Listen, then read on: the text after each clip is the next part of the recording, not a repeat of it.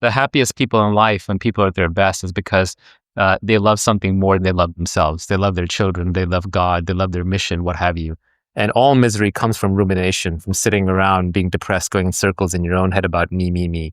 Me is a disease. And you need a concept of a me to be effective and to keep track of things. You have a memory, you have certain predilections, you have personality patterns. But the more you self-obsess, the less happy you're going to be. I guarantee you that. Thinking about So, welcome to the blank canvas. This is a special project where for the last week and a half, it's been really interesting. I've been, bring up the main camera, been really focused on bridging AI and accessibility as a broadcasting aspect in terms of this whole project. So being able to talk about this daily and really look at like, what am I speaking about for 10 to 15 minutes? And now looking further out, vision wise, what can I speak about for 30 minutes? What can I speak about to actually kind of contribute and showcase real utility behind this? And I realized, much like that intro, which I'm going to keep for a prefix for the next 30 minutes, a large part of the broadcasting and content creation that I've done has been very much showcasing what I've seen personally work. And looking out further, I find there's more utility in showcasing what works for others, right? Specifically when it comes to AI and integrating, new tools and new things for people's lives. And if I can figure out how to do that tangibly, then the economics, the actual perpetuating model behind it, the architecture, builds on top of itself. So what do I mean by all that? Sounds very grandiose. I'm going to spend the next 20 minutes here really spitballing on it, and also, in hindsight, doing my best to edit and kind of get this correct. So when I look at architecture, the way that I often view it, bring up the whiteboard. Now, I'm going to pray I can capture this on a actual written service. Forgive my sketching. But, so business architecture works in a few ways, right? There's often a lot of angles in which you got to look at things. And when you start to look at these things from when we call it an angle, what we imply by that is a kind of perspective, right? So, for example, you could be the guy sitting here looking this way, and your perspective is focused on the north side. And then you could be the guy, possibly the same guy, looking south. That way you're focused on kind of the other perspective down here. So what happens when you're not just one guy? You got like 2, 3 people together. You get a nice little interesting formation. You can kind of feel a lot of network kind of happening, communication happening, building perspective, real expansion of the mind happening in real time. So let me zoom in for this, just so you can see what's happening here. It's gonna look crazy for a bit, but please stick with me. So when I understand kind of how architecture works together and how people work together, I often find that over time, I'm able to, not even just myself, but anybody can start to see the dynamics and the relational kind of connections between each of them, right? That's important because not just you don't just get the perspective of looking north now, but you're fed in through input the perspective of the south. So because of that newfound perspective of the south, you're able to actually formulate what's called relational understanding. I'm sure there's terms for it, but now you understand how this person's experiencing the world through their perspectives because it's conveyed and communicated. And if that communication kind of travels, you can imagine this blue line being the actual language, right? The actual way, the communication channels, I would say, between these people. Of course, this extends because now you have either that, you have also that, you also have this. So what is this component here? This is a real interesting one. And it's important to kind of separate this in colors. Now, I know this is going to look crazy, but bear with me. What I'm speaking about here is a first-person experience going into a second-person experience, right? So me seeing the world, and the second one being how I view others seeing the world. And then the third one is how am I being viewed within the world that is doing the seeing, right? So this person has an understanding of who I am in relation to this person, right? So if you can kind of chart that in some kind of tangible way, you would kind of wire it like this almost. Now this looks crazy, right? A lot of colors working. But bear with me because that doesn't stop there, right? That continues. So that same line goes all the way down here, goes all the way down here, right? Continues to go. In fact, there's 2 spots it goes here, right? It goes, and it kind of continues to progress. Each of them have their own individual one. I'm not going to draw it out, but you kind of see how this architecture starts to form.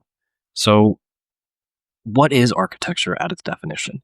It's components stacked upon each other that create a whole, right? And if they can do so in a constructive way, you could imagine that this kind of form of like healthy communication or context driving or information seeking is really powerful because now say, let's replace all this. Now, instead of it being people, say it's machines, say it's actually some artificial intelligence, something that's actually thinking on your behalf and acting as an intelligence system and providing you insights onto something that you may not have perspective on, right? In this sense, if AI is just this one, call it an imposter of some sort, if this is artificial intelligence, right, then the perspective that this one has can be now added to that communication channel, right, the blue, and can be evolving on itself and giving you new insights. And this is how you have a generative architecture, a generative design that actually builds on itself. In order to do this strategically and thoughtfully, this is a sort of, it requires an understanding of engineering and design. Engineering, in this sense, would be software, understanding a front end versus back end kind of full stack experience, which is, which I can break down. But even just to keep it a bit more broad, what is if we look at systems that kind of play with each other, hierarchies within the world, social dynamics, parent, child, school, students, teachers, students, like those kind of relational differences are how we make sense of architecture. That's really important because what's happening here with artificial intelligence is not happening in some boardroom with some special engineers. It's not happening with a special, blue, like a blue tie, suit and desk kind of, experience. It's happening in the hands of everybody day by day as they explore and try to understand through curiosity how to use artificial intelligence to improve their lives. The reason why I have all this kind of prefix and kind of why I'm watching my direction with it too is to hedge on the understanding that if you live a life by design, you can improve it. And that doesn't mean you can design everything. It means you can design one thing at a time. And if you live your life with that kind of orientation, you will look naturally towards, hey, what are the things I can design to make my life better?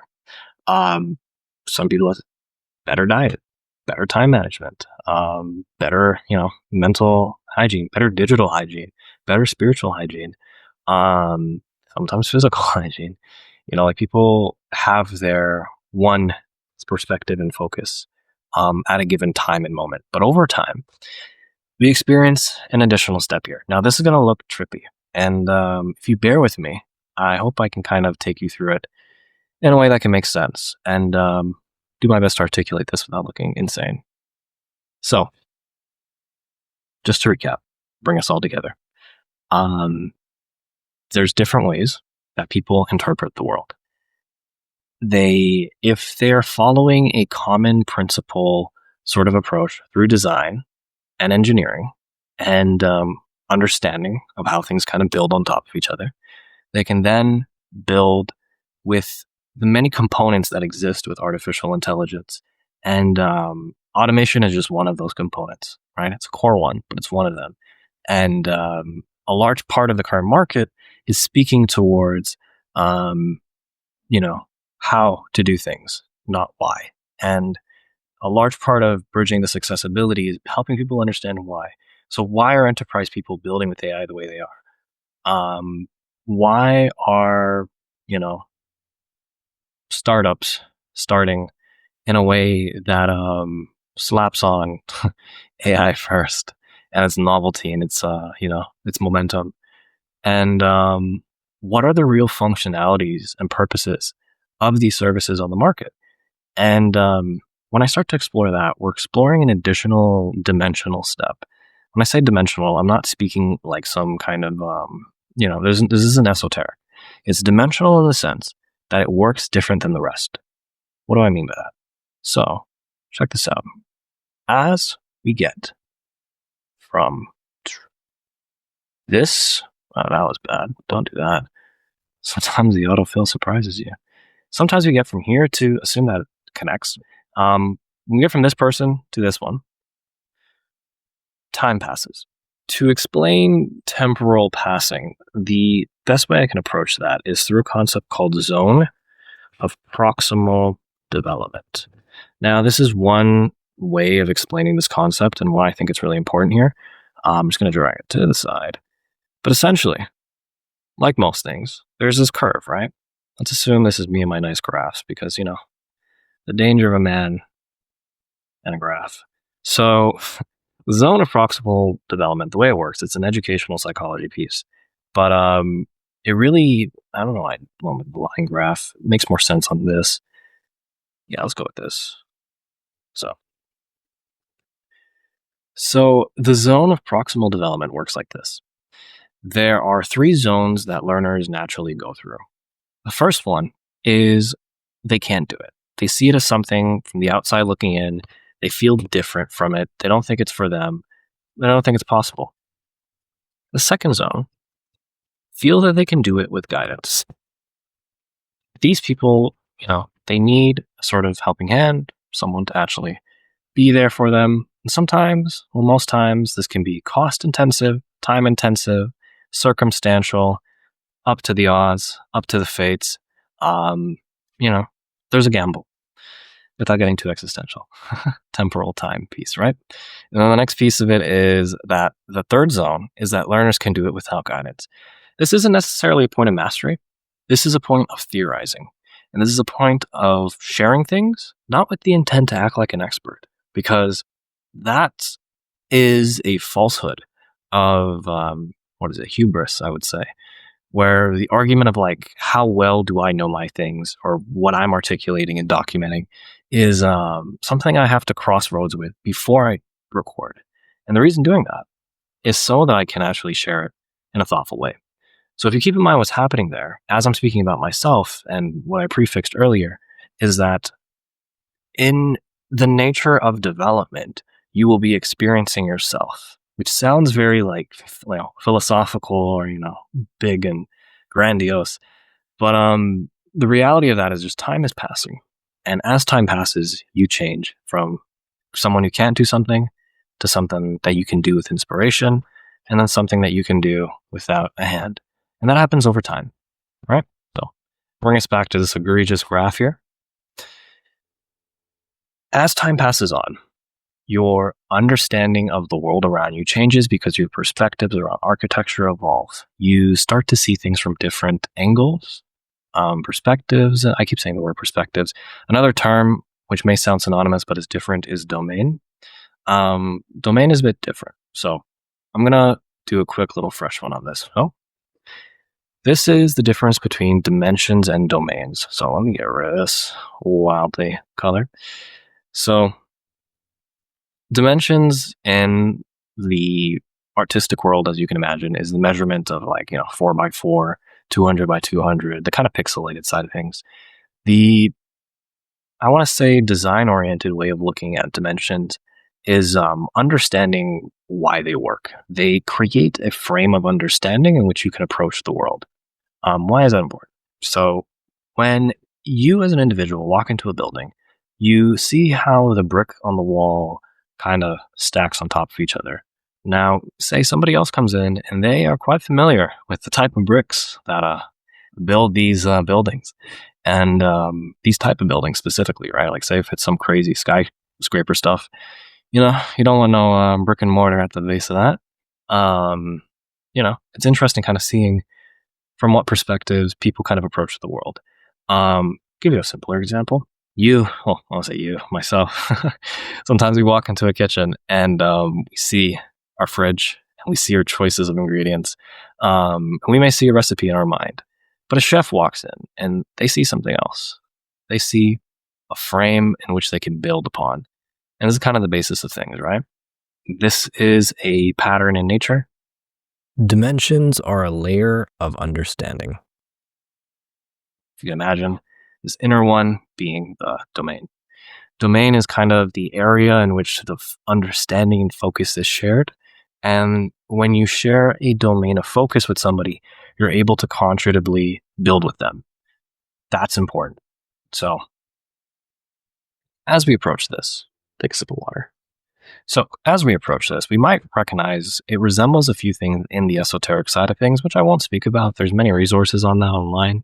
If you want to go down a rabbit hole, feel free. But I'm here to talk about business architecture. So let's dive into that. Within a business, say for example, I'm going to go ahead and copy this. So say this exists normally. Now let's get rid of some of the components here. Say you're operating in a business and you only have culture of communication, right? And it has some businesses, there can be fragments and disconnects. But let's say for this instance, we're connected here, right? This person is aware, they're kind of in the loop, they're a manager, they're kind of stepping out, and these guys kind of work together. That's a boss up there. He kind of sees everything going on. He even has the tools to do so and the empowerment to do so. So that's important because when we speak about empowerment and empowerment within a business, the choice in how we distribute that power is often not just politically driven. It's psychology driven. It's philosophy driven. It's an executive decision making that happens at a certain point when you have to understand how people communicate with each other. You cannot manage people that do not communicate with each other. And if they do communicate with each other, you should have the perspective on how they do so, right? In this case, the manager is fragmented. What does good management look like? This is a mind blowing up your mind here. Someone that actually is connected. In fact, what's even better, let's empower them with some tools. That's not a tool. Let's copy this one. There we go. And I just generated another AI. So let's empower them with tools, right? Now, here's the problem. Sometimes we pass these tools on through communication, and we do so through inspiration, through just like, wow, this is in the culture. AI is ruining the world. These data centers, they're cooking. And it's kind of messed up. And I agree with you. It is. We should do something about it. In the meantime, let's actually use AI to build better infrastructure to financially support the people that need it, and also potentially support initiatives that are trying to use AI to do better in the world. So if you're into the environment, if you're into, some sort of philanthropical, that's the word, better cause, let's work together. Let's make something happen. And the way that we do that is by building architecture and systems that build on top of each other. So what does that all mean? I'll walk you through it. So we're going to introduce another shape here, and it's going to look crazy, but bear with me. I promise it's worth it. We're going to go with the power of time. Now, time, I will say, is experienced a bit differently here. It's experienced with education. So what do we get when we educate employees? What do we get when we educate the people through our communication? And educate meaning we empower them through learning another skill, upskilling them in that essence, investing in them, both not just time, but tools and the combination of doing so. So if you can imagine here, I'm going to do my best to get this kind of angled. I did not do it. Okay, let's try that one more time. So let's assume this is a reasonable triangle. Do a little bit of that. So say there's a system that can, when connected, organize communication and unify it across the table. So that's the power of this. Let's pretend this is all even and not jagged and looking Picasso. But time passes, tools are distributed, communication is there, everybody's empowered because the tools now benefit everybody, right? So this doesn't mean taking the AI and putting it in the hands of people that don't know what to do with it. It means training them through communication how to use AI to improve their job. In order for that to work, you yourself have to use AI to improve your job and your day-to-day tasks. So most audits, most great projects begin with me understanding, what do you do day to day?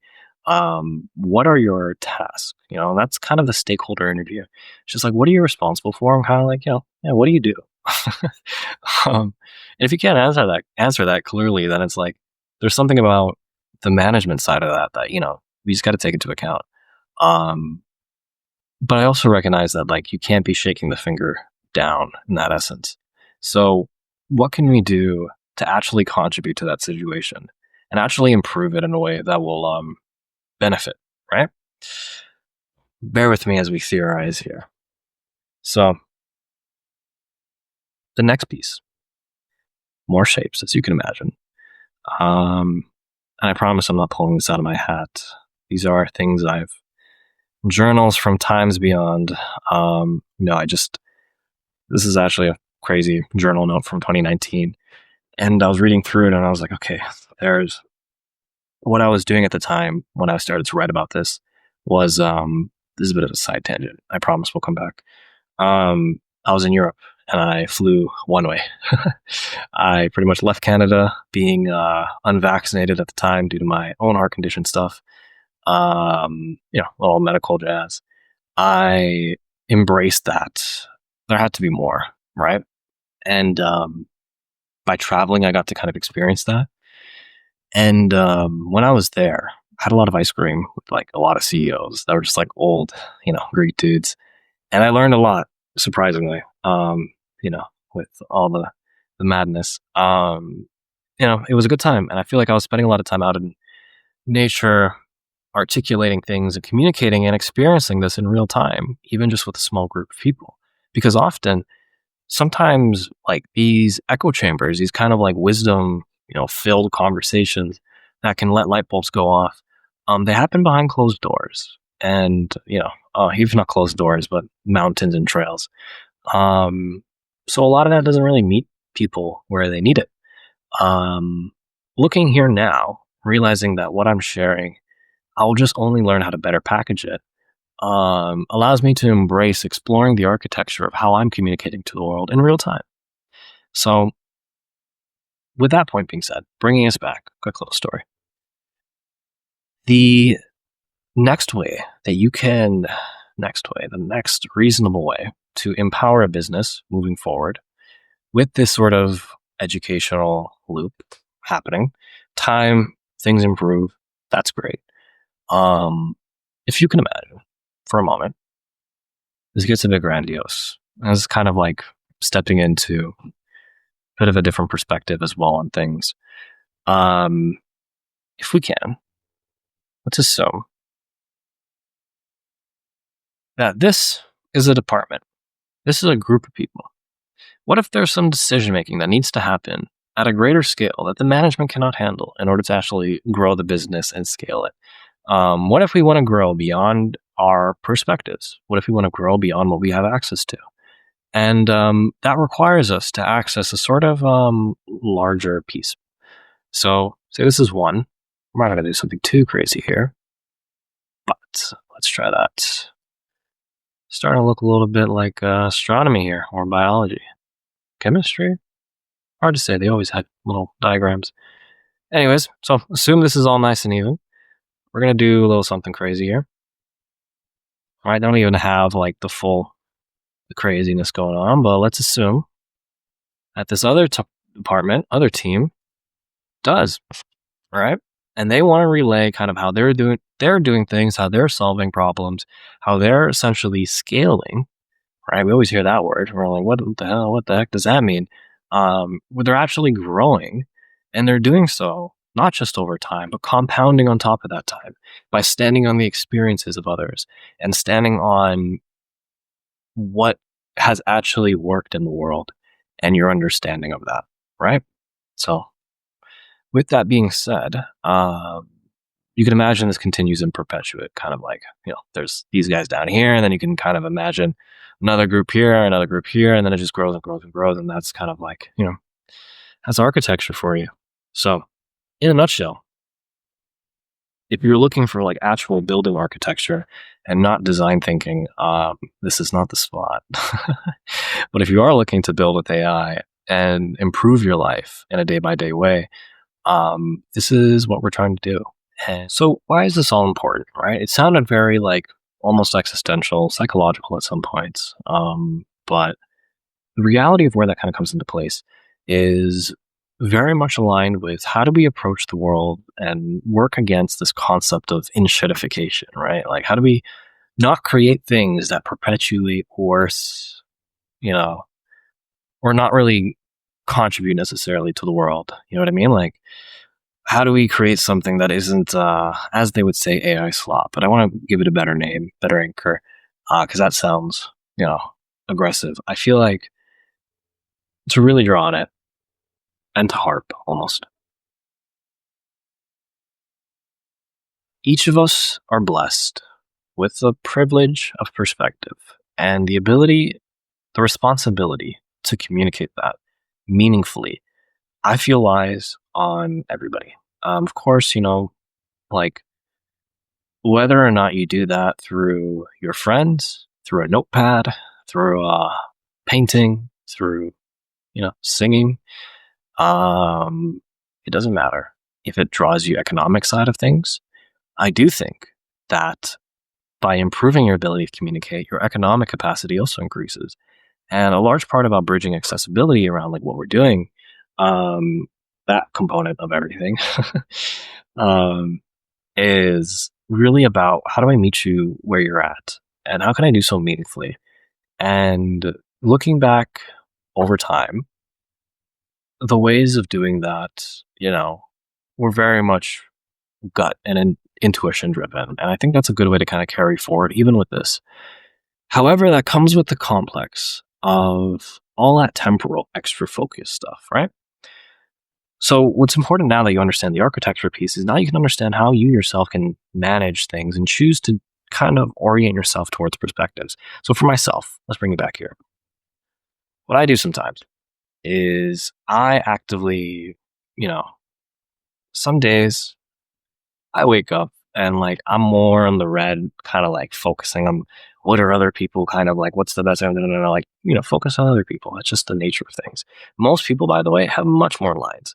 They have many more things. You got kids, you got, mortgages and bills and, things are on your mind. That's the nature of life. That's kind of what this is.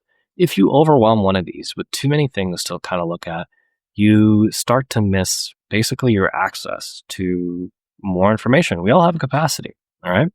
So by leaning on tools and leaning on perspectives of how other people operate, doesn't mean you copy them, but you take components of that, right? Like say, for example, if this person, instead of watching here, was like, I think, you know what?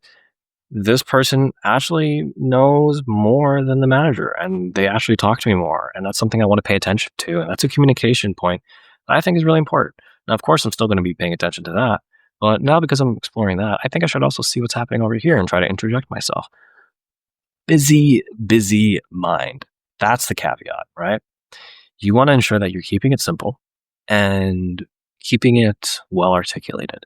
So for myself, I constantly look at like, what am I framing in my life? What domains am I focused on? What am I doing? Which is a wild, hard question to ask, right?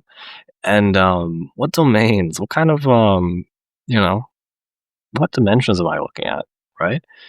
And that can be a lot. That can be overwhelming. So the ability to actually generate more freedom and time within your space is an art, and it's something I'm also exploring myself. These are my theories in how you can use business architecture to generate more of that for yourself. How can you generate more freedom with your time, your money, your ways of creating in the world? And I'm exploring theories on that while doing them in real time. And I feel like the ways of, I'm hoping that kind of resonates in the very much join me for the journey, build in public, then let's look back in 30 days and see where this ended up. So with that as an outro, I'm super excited to kind of continue these. I'm hoping this really landed for articulating everything I meant. So yeah, see you guys in the next one.